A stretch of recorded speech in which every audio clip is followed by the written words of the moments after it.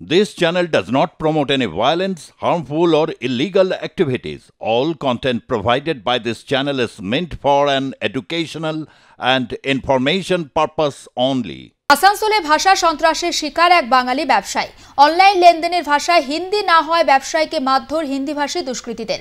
সিসিটিভিতে ধরা পড়েছে দুষ্কৃতীদের ছবি।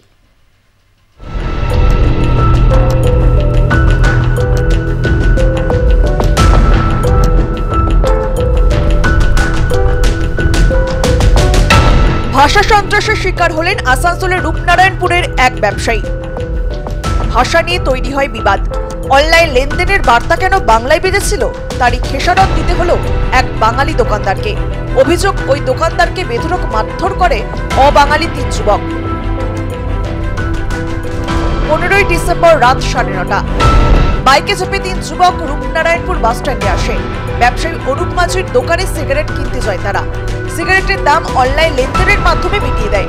অ্যাকাউন্টে টাকা জমা করার বার্তা সংশ্লিষ্ট যন্ত্রে বাংলা ভাষায় উচ্চারিত হয়। কেন বাংলায়, হিন্দি নয় কেন? ব্যবসায়ী অরূপ মাঝির সঙ্গে 3 যুবক বচসা জুড়ে দেয়। ব্যবসায়ীকে উদ্দেশ্য করে অশ্লীল শব্দ প্রয়োগ করে। এর প্রতিবাদ করেন অরূপবাবু।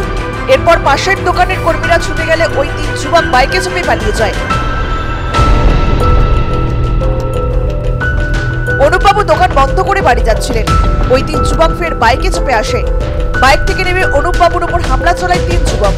অতর্কিত ঘুষিতে অরূপবাবুর মুখ ফেটে রক্ত ঝরতে থাকে। মারধরের পরই এলাকা ছেড়ে পালিয়ে যায় ওই 3 যুবক। রক্তাক্ত অবস্থায় অরূপবাবুকে স্থানীয় মানুষজন মিঠাইকিয়ারি হাসপাতালে নিয়ে যান। অরূপবাবুর অভিযোগ, ওই 3 যুবক অনর্গল হিন্দিতে কথা বলছিল। রূপনারায়ণপুর পুলিশ ফাঁড়িতে অভিযোগ দায়ের করেন অরূপবাবু। এসে ও আমার কাছে গ্লাস নিল, 2 সিগারেট নিল, 15 টাকা পেমেন্ট করলো। তারপরে আবার একটা কি করলো, 6 টাকা সিগারেট নিল, দিয়ে বললো যে ফোন পে করলো। ফোন পে করার পরে ও আমার এটা বাংলাতে করা আছে, অনুবাদ করা আছে। তো বলছে তো আমি এই কথাটা শুধু বলে, এই क्या बोला रे? হ্যাঁ বলছে क्या हुआ? बोलने से क्या हुआ? ना गाली काहे दे रहा? बस ওইটুকু কথা বলা বলি করে একটু বচাসা হলো, বাস চলো আর रुको देख रहे बेटा। ठीक बटू हम लोकल का है। वो बोलছে हम लोकल का है, হ্যাঁ आ रहा है रुको। ঠিক, আমরা 9টা 10টা 10-15 সময় যখন এদিকে তালা লাগিয়ে সামনে লাগাতে যাচ্ছে, ও সাইড দিয়ে পিছন দিয়ে এসে মারলো। গাড়িটা দূরে দাঁড় করানো ছিল, দৌড়ে নামবার সময় পড়েছে, আবার দৌড়ে যখন যাচ্ছে দৌড়ে গাড়ি চেপে বেরিয়ে গেল ওই ইয়ের দিকে, আল্লাহর দিকে। মারধর কখন করলো? মারধর ওই রাত্রেবেলা তালা বন্ধ করার সময়। দোকান যখন তালা লাগাচ্ছি, কজন ছিল? 3 জন ছিল। প্রথম যারা এসছে তখন 2 জন ছিল, পরে যখন আসে 3 জন। হাতে কোনো কিছু ছিল ওদের? হাতে কোনো কিছু দেখা যাচ্ছে না, কিন্তু কিছু ছিল হাতে, আংটি বা কিছু ওই দিয়ে আঘাত করে 2খানে স্টিচও করে। কেন মারছিল আপনি জিজ্ঞেস করেননি যে কেন মারছেন? সুযোগই দিল না তো। তো এসে নামলো, গাড়ি থেকে দৌড়ে এসে নামলো, মেরে দৌড়ে গাড়িতে চেপে গেল। একটা বাইকে এসেছিল? একটা বাইকে 3 জন এসছে। ওদেরকে কি কারা কিছু বোঝা গেছে? না, কারা এটুকু আছে যে এর আগে যে ফোন পে করে গেছে, ফোন পে ইয়েটা বোঝা যাচ্ছে যে হেমব্রম বলে, হেমব্রম আছে, নামটা পাওয়া গেছে। হিন্দিতে বলছিল তো? হ্যাঁ হিন্দিতে বলছিল কথা, কিন্তু হিন্দিতে বলছিল। বাংলায় বাঙালি কোণঠাসা হয়ে পড়েছে।